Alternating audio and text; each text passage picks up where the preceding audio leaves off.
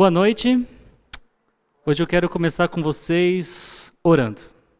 Senhor, muito obrigado pela oportunidade de estarmos juntos e hoje começarmos uma nova série de mensagens baseada no livro de Atos, que o Senhor tem como histórico, que o Senhor inspirou e que nos encoraja a sermos evangelizadores. Que a mensagem de hoje, Pai, chegue de frente ao nosso coração, nos desafiando, Pai, a sermos melhores servos do Senhor, embaixadores do Teu reino, proclamadores da Tua verdade. É o que eu te peço em nome de Jesus. Amém. Então, finalmente chegamos o dia que eu tanto anunciei, o dia que começaríamos a estudar o livro de Atos. Eu anunciei no ano passado o meu desejo de ensinar baseado nesse livro, mas somente hoje, no dia 4 de fevereiro de 2024, é que eu realmente começo esse livro de 28 capítulos e que é bastante conhecido por apresentar como funcionava a igreja primitiva, como foram as viagens do apóstolo Paulo e como o evangelho, as boas novas da salvação se espalharam pelo mundo. Obviamente que há muito mais no livro de Atos do que isso, a começar por dizer que, na verdade, ele é a segunda parte ou o segundo volume de uma só obra, sendo a primeira parte, ou o primeiro volume, o Evangelho de Lucas, que não era apóstolo. Ele era médico, companheiro do apóstolo Paulo em algumas das suas viagens e claramente um dos maiores historiadores que já existiu. Nas próprias palavras dele, muitos já se dedicaram a elaborar um relato dos fatos que se cumpriram entre nós, conforme nos foram transmitidos por aqueles que desde o início foram testemunhas oculares e servos da palavra. Eu mesmo investiguei tudo cuidadosamente. A palavra traduzida aqui por cuidadosamente, o advérbio grego akribos, ele foi traduzido na Nova Versão Transformadora por detalhadamente. Em versões mais antigas, como a revista é atualizada, nós lemos acurada investigação. Todas essas são boas traduções que enfatizam a meticulosidade, a rigorosidade, o detalhe que o historiador Lucas dedicou para que ele produzisse um livro com tantos detalhes e com tantas informações importantes para a nossa compreensão daquilo que Jesus continuou a fazer na história, mesmo depois de ter retomado aos céus. Só que agora, por meio dos apóstolos e da igreja e no poder do Espírito Santo. Nas palavras do teólogo Warren Wiersbe, o livro de Atos também é um relato da obra do Espírito Santo na igreja e por meio dela. O Evangelho de Lucas registra o que Jesus começou a fazer e a ensinar em seu corpo humano. E o livro de Atos nos conta o que Jesus continuou a fazer e a ensinar por meio do seu povo espiritual, a igreja. É até por essa razão que alguns dizem que esse livro, escrito na década de 60 do primeiro século, apelidado no segundo século por Atos dos Apóstolos, e como ainda nós conhecemos por este nome, deveria se chamar Atos do Espírito Santo. De fato, existe muita ênfase, uma ênfase muito grande nas ações do Espírito Santo nesse livro, que até pode levá-los a ponderar se essa foi a razão que me conduziu a querer estudar Atos com vocês. E eu confesso que eu adoraria dizer que o Espírito Santo foi quem audivelmente me disse para estudar Atos com vocês, mas não foi assim. De qualquer forma, isso não torna esse nosso tempo menos precioso, porque afinal de contas, Atos também é parte da Bíblia. Sendo assim, ao invés de deixá-los a especular, eu queria que essa primeira mensagem dessa série, ela respondesse exatamente essa pergunta. Por que estudar Atos? Por que nós, Igreja Batista Fonte, deveríamos estudar Atos agora? E a primeira razão tem ligação com esse escrúpulo, com essa diligência, com essa minúcia de Lucas em escrever esse documento que não é meramente religioso. Ele é um documento histórico.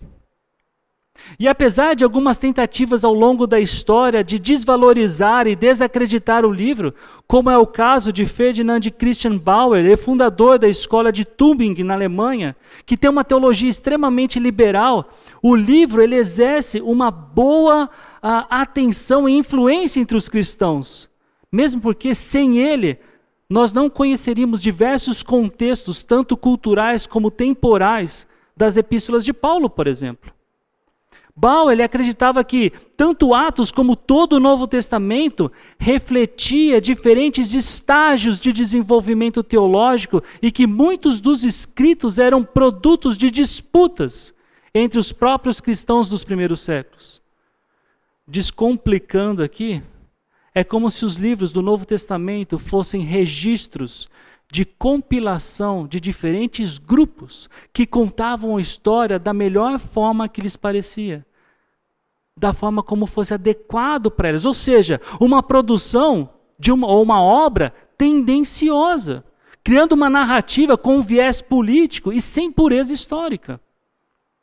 Depois de Bauer, que nasceu no final do século XVIII e morreu em 1860, surgiu um homem chamado Adolf von Harnack. Ele era pupilo de Bauer. E ele disse: Lucas oferece exemplos gritantes de descuido e muitas vezes de completa confusão em sua narrativa. Então, assim como Harnack, muitos foram os estudantes de teologia, inclusive aqueles que se tornaram pastores, que foram influenciados por Bauer e essa escola de Tübingen. Porém, não foi assim como com William Ramsay, um escocês que também estudou na escola de Tübingen. E depois de ter desafiado a veracidade de Atos, Ramsay ele se tornou um importante estudioso do Novo Testamento, especialmente na área de arqueologia. Vejam esse breve vídeo. O homem que desafiou o livro bíblico de Atos, Sir William Ramsay, foi um dos maiores arqueólogos da história. Ateu, ele decidiu provar que a Bíblia não era inspirada e que o livro de Atos possuía erros históricos e geográficos. Era só provar um erro apenas, em alguma das dezenas de informações históricas escritas por Lucas. Ramsay então passou 30 anos em pesquisas arqueológicas no Oriente Médio. Finalmente, Ramsay foi obrigado a dizer algo sobre Lucas, autor de Atos. Lucas é um historiador de primeira linha. Não apenas suas declarações de fato são confiáveis. Este autor deve ser colocado junto com os maiores historiadores. Os fatos são esmagadores. Em Atos, Lucas menciona 32 países, 54 cidades, 9 ilhas do Mediterrâneo e 95 pessoas e membros do governo. Ele não erra nenhum dado. Ramsay ficou chocado com tudo que descobriu e mais tarde se converteu ao cristianismo. Certa ocasião, esse homem, ele disse: comecei tendo um pensamento desfavorável do livro de Atos.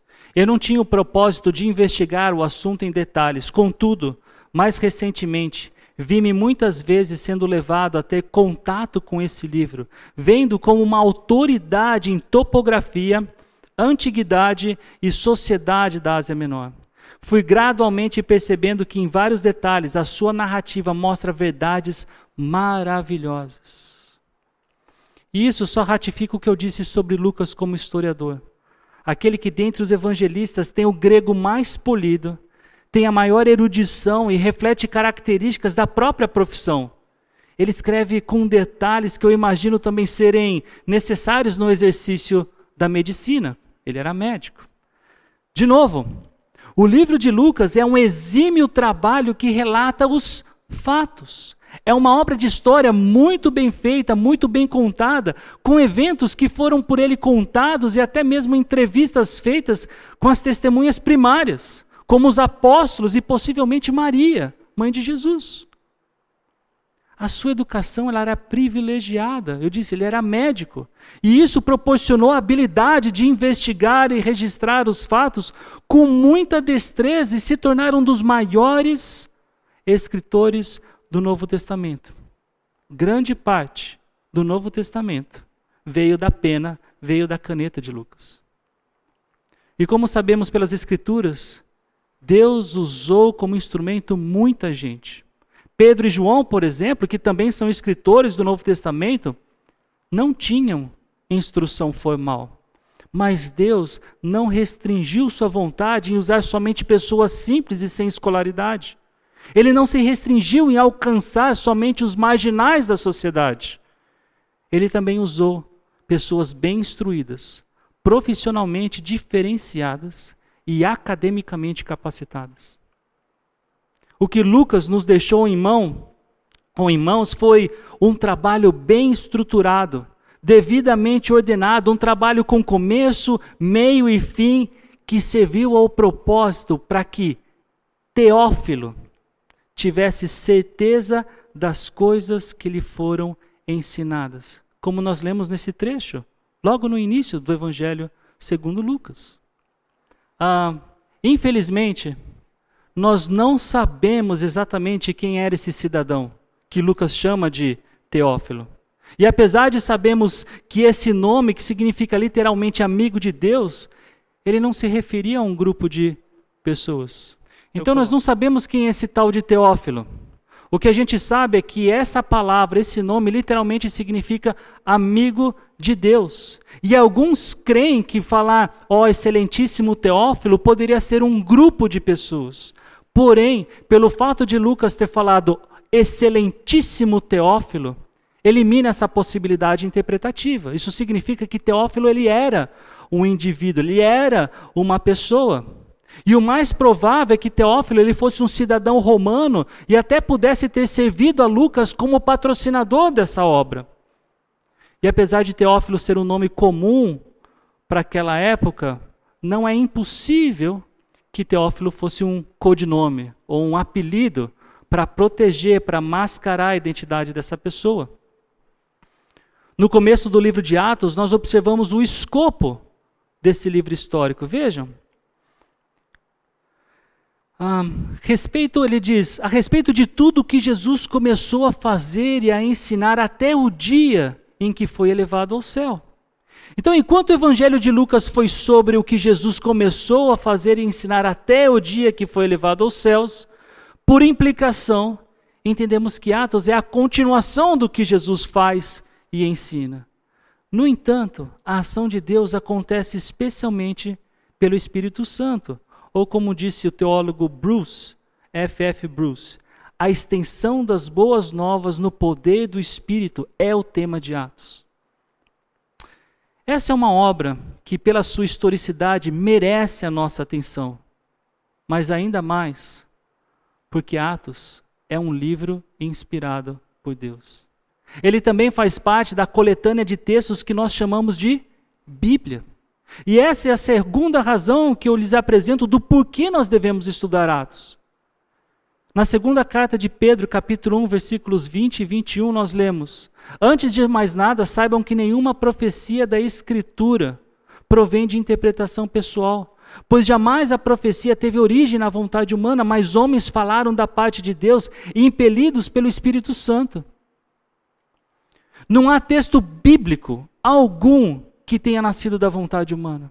Pelo contrário, todos os textos bíblicos foram produzidos sob a supervisão de Deus, e mais especificamente da pessoa do Espírito Santo. Em 2 Timóteo 3,16, nós lemos: toda a Escritura é inspirada por Deus e útil para o ensino, para a repreensão, para a correção e para a instrução na justiça. E ao olhar para essas duas passagens, pode ser que isso te leve a uma pergunta que eu diria ser bastante interessante, inteligente. Se toda a Bíblia é inspirada, se nenhuma parte dela teve origem na vontade humana, por que Lucas precisou investigar os fatos com tanto critério? Por que Lucas precisou ir atrás das fontes primárias? Como eu disse, essa é uma excelente pergunta. Eu sei que todos vocês estavam pensando nela. E a excelente resposta é que geralmente nós não temos uma compreensão precisa sobre o significado de inspiração. Inspiração não acontece quando alguém entra em transe e começa a escrever alguma coisa como se estivesse recebendo uma mensagem de outro mundo. Inspiração não é quando eu estou me sentindo bem, respiro fundo e começo a fazer alguma coisa num nível de capacidade muito acima do normal. ou fazer alguma coisa que eu antes não tinha nem conhecimento para fazer. Inspiração está muito longe do que nós chamamos de psicografia e acontece em sessões espíritas. Aliás, esse tipo de atividade a Bíblia descreve como demoníaca. Lucas, quando escreveu o Evangelho e o livro de Atos, ele usou da sua inteligência. E isso não diminuiu a espiritualidade de Lucas e nem do livro ou dos livros que ele escreveu.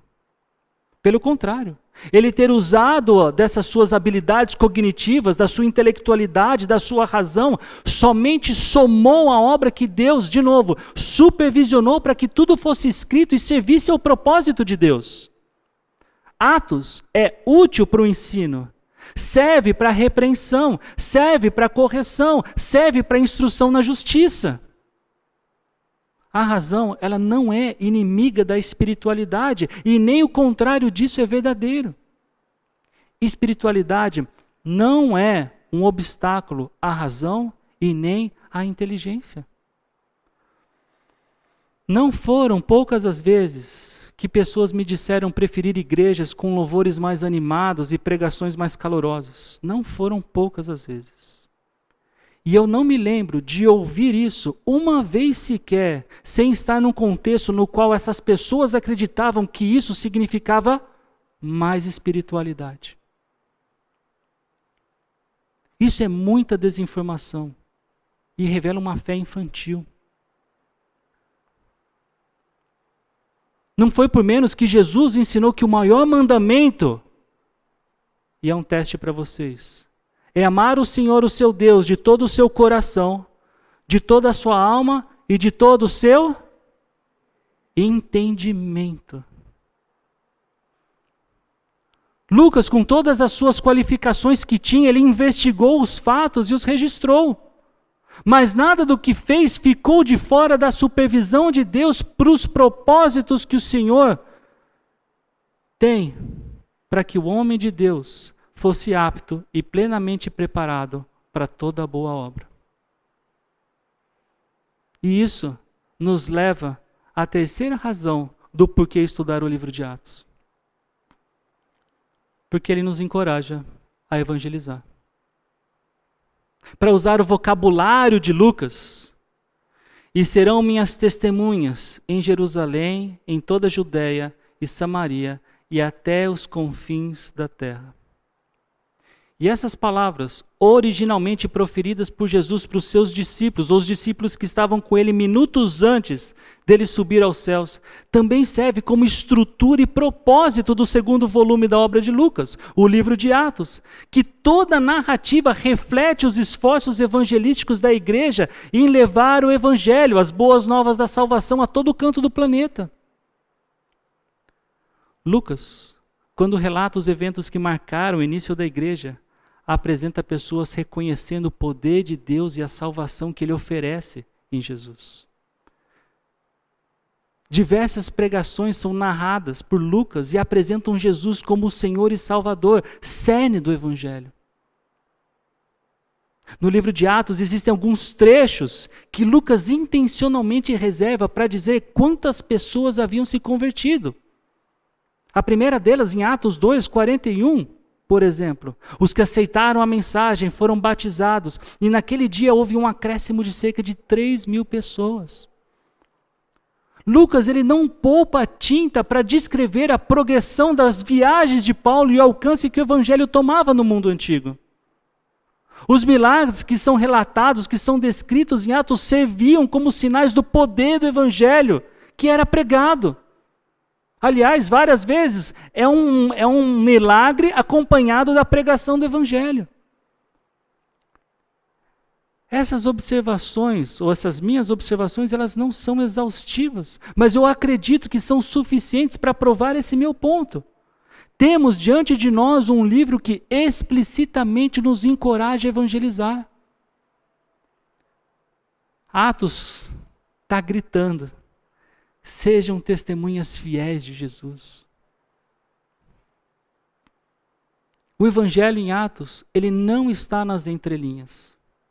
Não é necessário fazer muito esforço para se deparar com o conteúdo de versículos como o capítulo 4, versículo 12, que diz: não há salvação em nenhum outro, pois debaixo do céu não há nenhum outro nome dado aos homens pelo qual devamos ser salvos.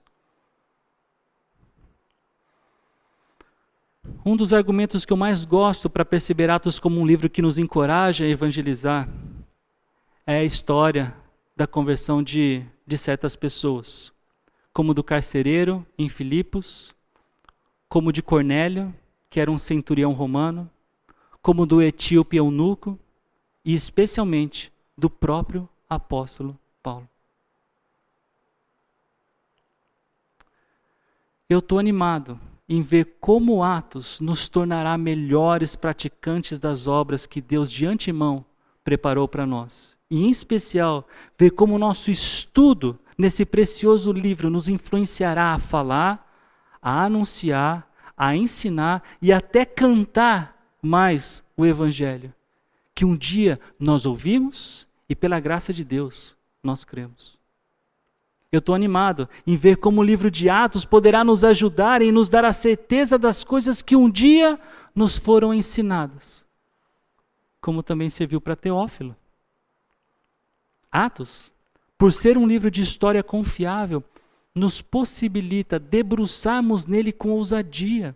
Então, irmãos e irmãs, não vamos deixar para estudar Atos somente de domingo à noite. Vamos aproveitar para, como igreja, estudar durante a semana, ler durante a semana, meditar durante a semana, memorizar versículos durante a semana baseado nesse livro. A história que Atos nos conta nos desafia a olhar para a nossa própria história. Porque nós somos tanto fruto daqueles que deram sequência à obra de Jesus, quanto nós também somos a continuidade da história da igreja. Cada um de nós que já creu em Jesus possui a sua própria história de conversão. Mas todos nós possuímos o mesmo Espírito que nos capacita a sermos testemunhas do Senhor. Vamos seguir os exemplos que nós temos com os apóstolos e com a igreja primitiva. Nossas ações como igreja, o que nós fizermos aqui, não vai aparecer páginas mágicas, capítulos mágicos no livro de Atos, não serão registrados. Mas eu tenho certeza que as nossas ações, as nossas atitudes, a nossa coragem de ir lá e evangelizar, fará com que no livro da vida haja nomes dos quais nós fomos instrumentos para que aquelas pessoas pudessem se achegar ao céu. Então eu queria que agora a gente pudesse ter também, não é um momento de oração, mas mais uma vez nós pudéssemos fazer semelhante ao que nós fizemos mais cedo. Com cerca de 1 minuto, eu queria pedir para que vocês orassem por 3 Cs: conhecimento, coragem e chance, para cumprir a nossa missão de fazer, equipar e enviar discípulos de Cristo. Pode ser? Então vamos lá. Senhor, eu te peço para que nos ajude a termos conhecimento, para falarmos do Evangelho como ele de fato é, conforme é apresentado na Tua Palavra. Para que nós tenhamos coragem, Pai, as chances que o Senhor nos der para falar a respeito do Senhor Jesus, em quem um dia nós cremos e por quem nós fomos salvos, por quem nós fomos perdoados. Senhor, nos ajude a fazermos isso não só individualmente, mas como igreja.